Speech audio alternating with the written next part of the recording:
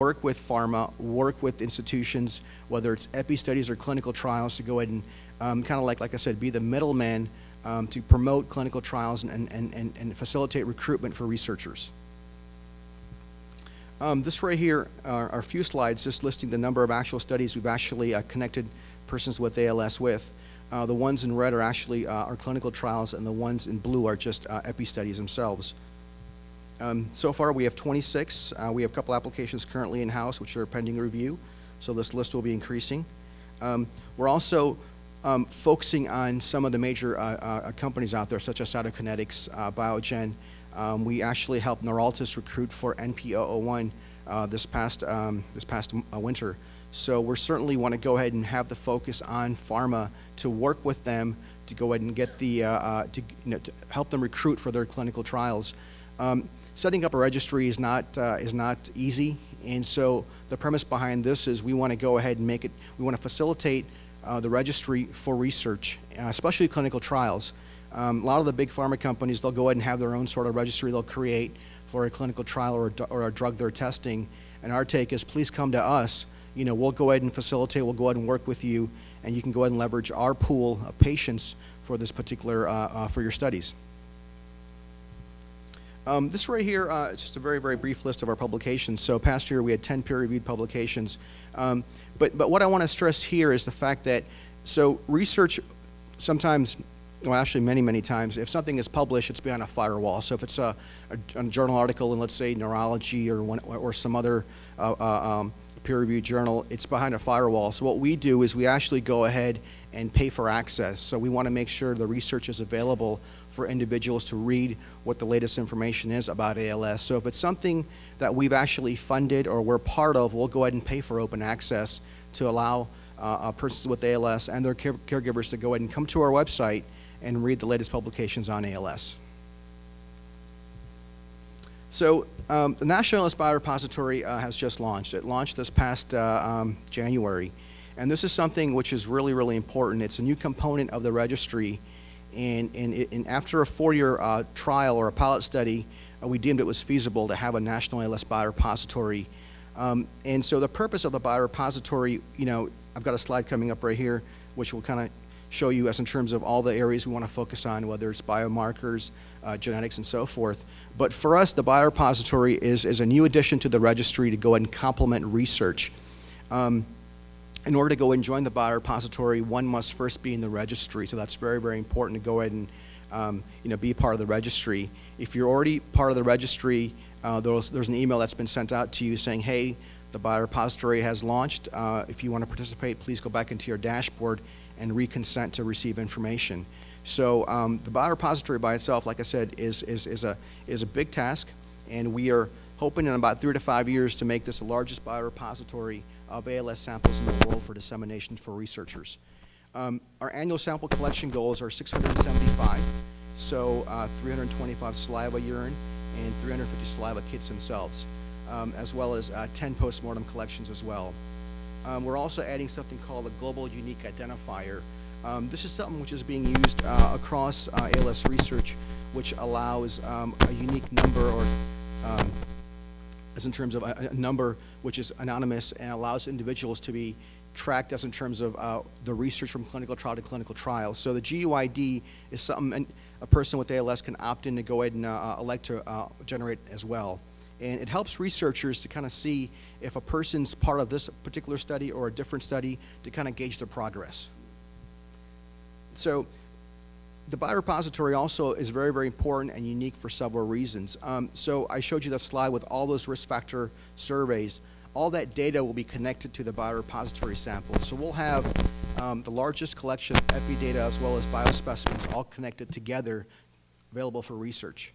It will also be nationally representative, meaning to say it will just be beyond the referral center. So it will also be sampled coast to coast by age, sex, as well as population density as well. So we're not just going to be getting samples, let's say, just from West Texas or just one part of California. It's going to be on a national scale. And as in terms of the biorepository, another important thing is this is free. We come to you for the sample collection. So there's nothing that, persons with ALS or their caregivers have to pay for. This is something they can go ahead and opt into. and we will contact you. And this is something that we do, as a courtesy with the registry to make sure it's user-friendly. So that's very, very important, the fact that this is your biorepository, this is your samples, which we're using for research. This right here is a schematic kind of showing the biorepository. So you can see the in-home collections, the blood, urine, saliva, as well as the postmortem collections kind of coming together to form the biorepository. The risk factor surveys on the lower right-hand corner, those right there will be merged with the actual specimen data itself.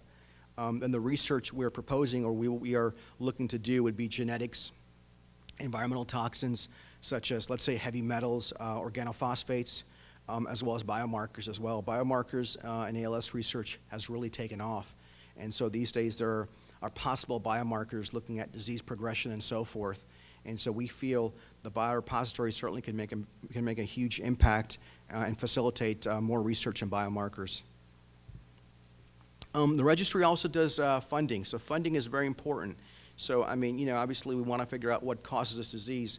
And so to date, we've funded actually 13 research studies to go ahead and facilitate that. And this information that we learn will help us go ahead and possibly have more new surveys targeted for research, as well as, more importantly, expanding the etiology behind ALS, trying to figure out what causes this disease. This right here is our current list of applicants, our current list of funded institutions for research. Right now we have 13. And the ones highlighted below just in red are the most recent ones from last year. I like to kind of call this list, some of the movers and shakers of ALS research. Dr. Siddiqui actually is on this list as well, the third one from the very, very top for gene-environment interactions in ALS. And so as you can see, there's a lot of individuals here that we work with closely to go ahead and promote research. And this research is varied.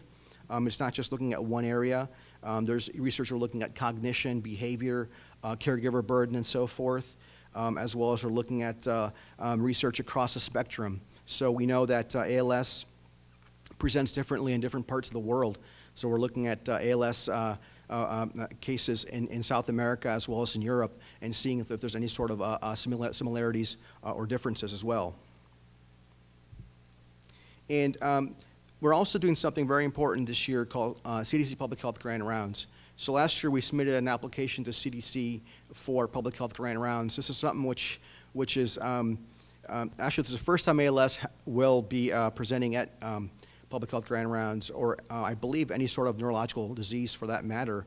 And so that by itself is really, really important. We submitted an application and we were accepted, and this right here is certainly a big event. It will go ahead, raise awareness for ALS, and so it's one of those areas that we're certainly looking forward to go ahead and spread the message about the registry and so forth. April 18th is the actual date. The time is 1 p.m. to 2 p.m. It's not on the slide, but it's from 1 p.m. to 2 p.m. is the actual talk. It'll be available online at CDC's website. We'll go ahead and provide the links and all the information to the foundation, and they can go ahead and get that information out. But the topic of the actual grand rounds is to look at the registry's impact, the challenges, and future direction. There'll be 4 speakers. There'll be a speaker, Kevin Horton, will talk about history and purpose of the registry. I'll touch upon the epidemiology, the research. We'll also have Dr. Ed Kasarskis, who's a neurologist out of Kentucky, giving the provider perspective. And more importantly, or most importantly, we'll have a patient named Ed Tesaro, who lives in Atlanta, who will be giving the patient perspective on ALS. And so, like I mentioned, this will be broadcast live via the internet, and there'll be a live Q&A session afterwards. And the ultimate goal is to go ahead and raise awareness for ALS through this Public Health Grand Rounds.